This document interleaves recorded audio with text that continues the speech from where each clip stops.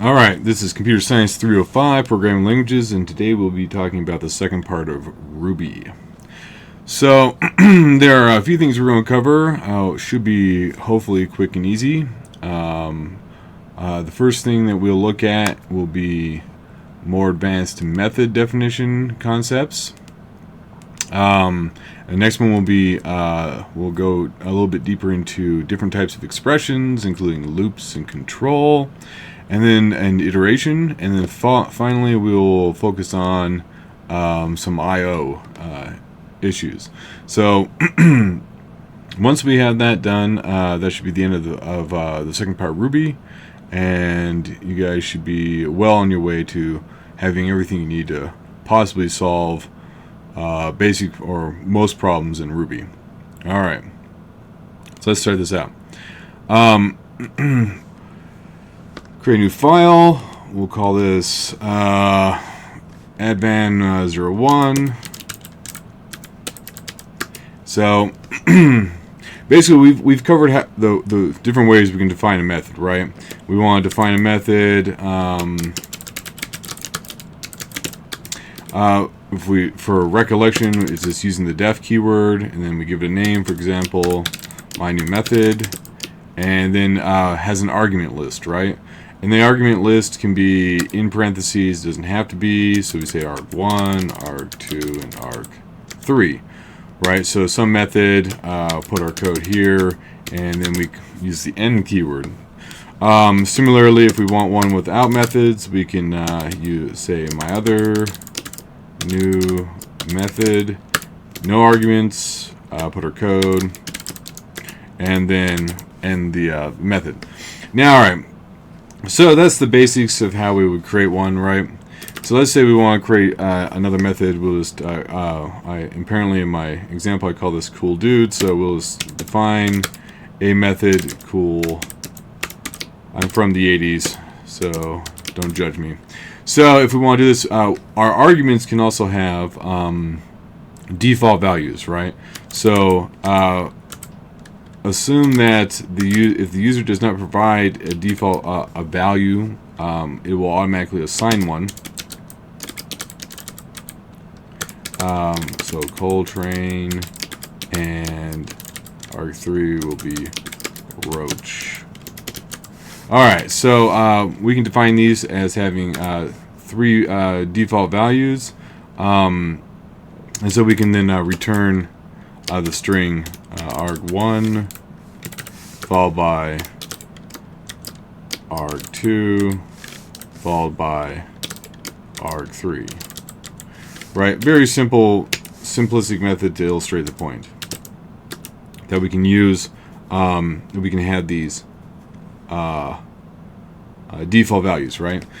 And so if we were to run this, we say puts cool dude, then we say puts cool dude Bart. Now Ruby will put in the value, will fill them in. So Bart will be arg1, and then we do it again.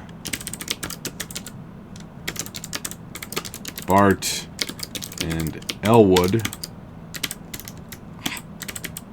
will fill in the arg1 and arg2, and then we say puts cool dude, and then we can put Bart, Elwood, and Linus. So these will fill in all three, right? So we'll go ahead and run this just to validate. And so we say Ruby advan1 rub, and as we expected, right? So the initial one had no arguments, so it gave us the default values: Miles, Coltrane, Roach. Then, as I said, when our first argument that we replaced was Bart replaced Miles. Bart and Elwood replaced Miles and Coltrane, and then Bart, Elwood, and Linus replaced all the default values. So we can also have methods with variable arguments, right? And so how we do that is we say arg1, and then for the we need to create a variable that holds the remainder of the variable arguments, right? So in this case, we know we have at least one argument, arg1, and then we can say star rest. So the star says we have 0 more other arguments to this method. And what rest is it operates as a an array. So very similar to how variable arguments in Java work. The star here operates as a the star rest operates as an array. So we say got, and then arg1, right? And then if we want to separate this into a set of strings, we can say rest.join, and we'll join them with we'll separate each individual item in the array by a comma followed by a space. So once we do that, we say end, and then we can say puts vargs 1. Hello, and then we'll do a couple more of these. Vargs 1, 2. 2, and then puts vargs 1, 2, and 3. So if we do that, and furthermore, we could also say puts vargs 1, and then 2, 3.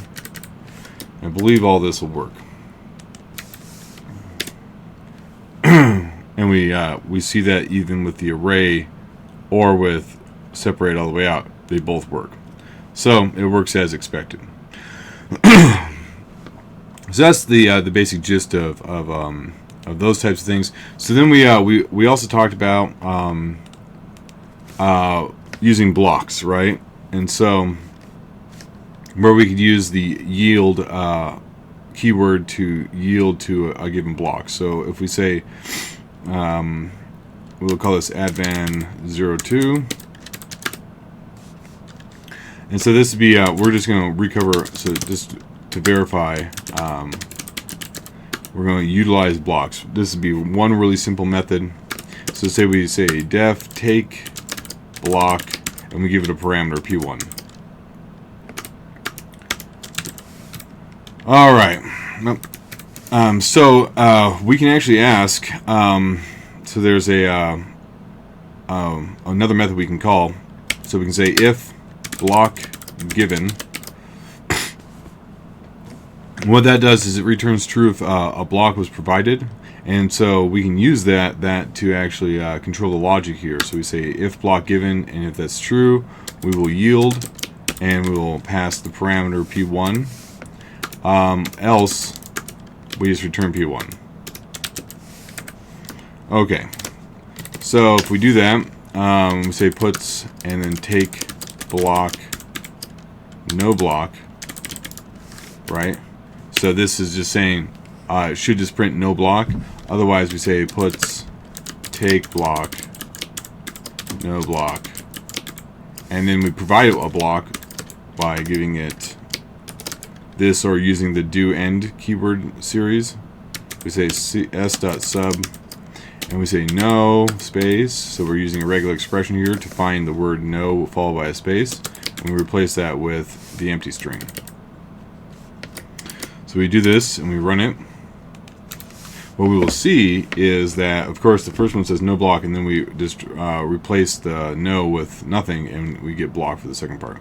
So we'll run advan2, and as expected, it comes out when we have no block, because it block given returns false. It just prints out no block. Otherwise, it will print out the modified string from the block and just give us block. So you can actually use this to define the method as you need to at run, you know, when you're calling it. So this is how, like, the .each iterators and things like that we'll be talking about shortly here, that's how they actually work. So So I think we have one more to talk about with advanced methods, and then I will cut the video, and then I'll start the next one. So let's create a new file. All right. So so this is talking about a little more advanced method return value stuff, and so and some other just minor issues with dealing with methods. So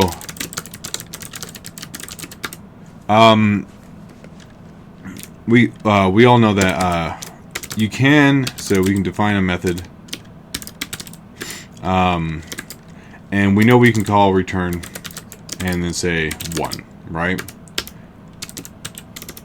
And if we were to call this, right, it will return what we expect to see, which is just, oh, actually, sorry, I need to say that. If we do that, it returns 1.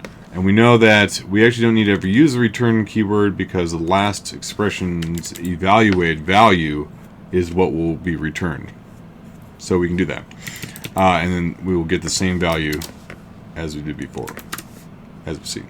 Okay, so we can also use conditional processing. So in this case, we'll use a case statement. So it's like a switch in Java. So you have method 2 takes in 1 argument.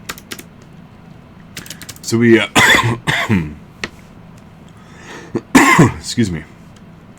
We define a case statement using a case. It normally takes in some object that we want to work with, but we are not concerning ourselves with that.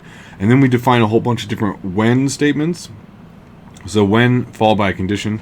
So in this case, we want to say when arg is greater than 0, then we call it positive. When arg is less than 0, we call it negative. And then similar in Java, so these would be in Java, whens are your cases, and case is a switch. And then you normally in Java would use the default to capture all other possibilities that your cases themselves did not capture. In Ruby, we just use the keyword else. So else, then we say 0. And we, well, we already have the end, but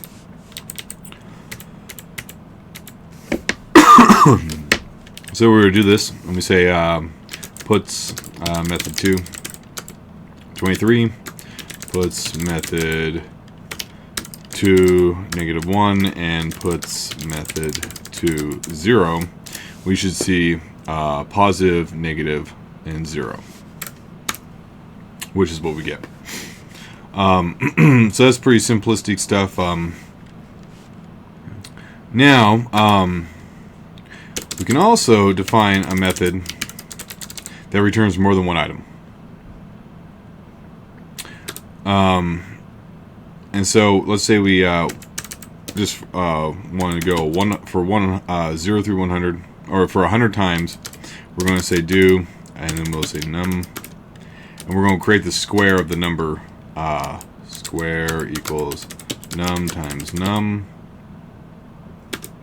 and we will return num and square if the square exceeds 1000. Alright, and so we say p puts method 3.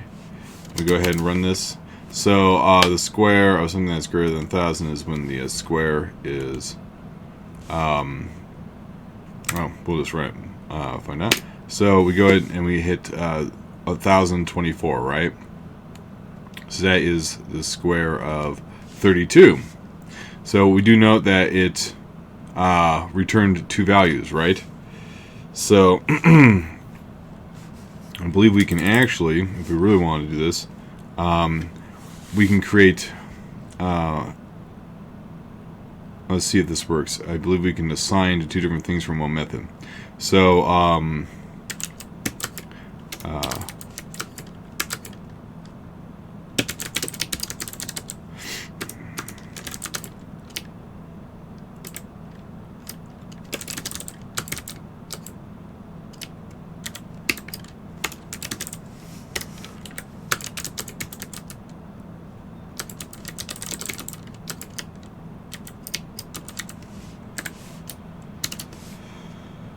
All right.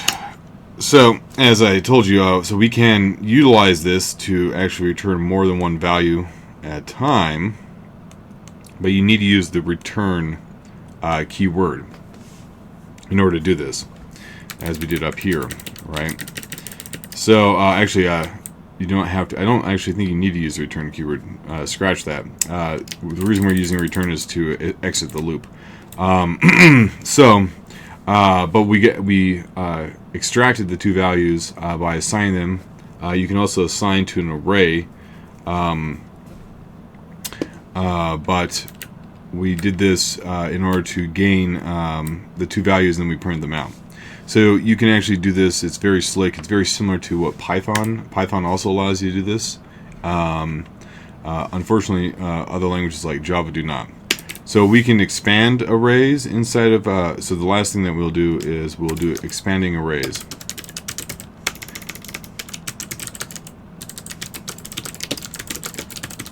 So, excuse me, let's say we want, before when we were talking about, we used a variable argument, right? We passed in an array as a variable argument. So let's say we have def5, which takes in A, B, C, D, and E. And then just give it a quick string. I was passed pound A, pound B, pound C, pound D, and pound E. So what this is going to simply do is just return a string composed of all the different things that we gave it. So typically, if we want to do this, we could say puts 5 and give it 1, 2, 3, 4, and 5, right? And it will print out all those numbers in succession. Now, interesting enough, if we want to expand an array into arguments, similar to how we used the star as in the variable argument parameter. So previously we did that in REST. I think that was up here. If we look at this, yes, we did it. We used the star in the actual formal parameter to the method. In reality, probably we can use the exact same notation, but when we're giving it the actual parameter, right, the value. So we can say 5 again. Now 1, 2, and we give it 3, and then we can expand the array by using the star, and then we can give it A and B, right, because it's not required any type here, and that will give us everything that we want. We can also similarly say 5, and then we can take a range, so 10 ... 14, right, which is the range 10 through 14 inclusive, and then it has a 2_a, which converts the range to an array. So if we want to do that, then we can use the star on the front end of this to expand that, to provide, to convert that array into a set of arguments for us. And doing that, and we run it, we should see, actually I'm going to put a puts above all this, just so we get a spacing, and I'm going to save. So we go ahead and run this, and as we see this, it says I was passed, and then it gives us all the ones that we expected. So this is just one other way. If you have an array of of a number of variables that will match your argument list, you don't have to extract each one of those out. You can literally just expand the array and make it work. So bear that in mind. Ruby's pretty flexible. So that's it for advanced method issues, and the next lecture will be on different types of expression, control, and then we'll move to I/O.